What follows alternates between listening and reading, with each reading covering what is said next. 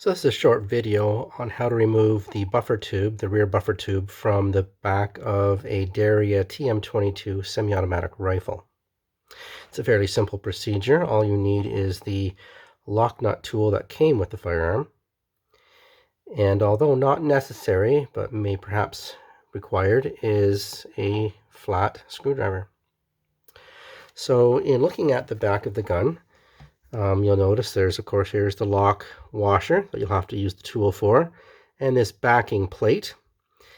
And there is this little slotted screw here. However, you don't need this screwdriver to remove this screw. In fact, you do not want to remove that screw. It's not necessary to remove the screw to take off the rear buffer tube. That screw actually has nothing to do with the buffer tube. It retains certain parts inside the back of the gun with the bolt and whatnot. You do not want to be touching that.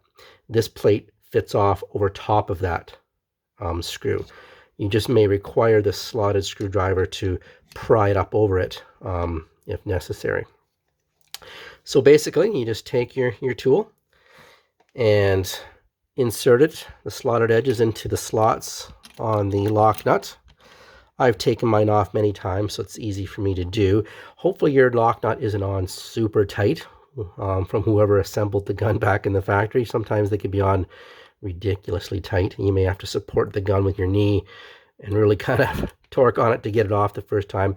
But really, it's righty-tighty, lefty-loosey, so turn it to the left, give it some force, get it going. Of course, mine's been off a lot, and you don't really need to have it super snug. This isn't going to go anywhere, so it doesn't need to be on super tight. So unscrew that, and then either use your screwdriver to pry this plate up.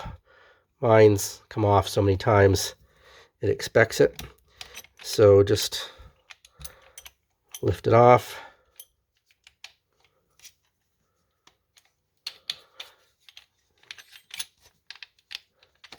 Once it's away from that screw, then you can undo the buffer tube until it comes right out. You can inspect your bolt stopper rubber, whatever you want to do. And then when you're done, you can put the stock back on and just screw it back in. It's a pretty simple procedure. Screw it back in until it lines up with that nut again. Push the plate back down. And then put your lock nut hand tight till it's snug. And then with your tool, just give it a good, just one good little reef, not too much. Again, this doesn't have to be on super tight, this nut. With this plate in place, I mean, this isn't gonna back itself off anyway. And of course, if it did, you would notice it because it wouldn't be straight. So you really don't have to reef on this nut, especially if you want to be taking it off again. I sometimes find squirting a bit of WD-40 on the threads before I put the nut back on, just so it doesn't ever seize up or rust up on there. In case you think, I do like to take this apart quite a bit. So just to keep it nice and easy to manage, you don't have to have it on Hulk tight. It's not necessary. So pretty easy to do.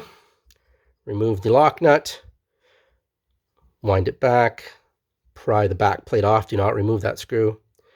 Unscrew your tube. Do what you need to do. Screw the tube back on.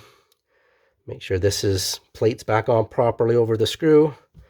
Hand tighten it on good and snug. Then one good little torque with the wrench. That's all you need to do. Hope you find that useful, and happy shooting.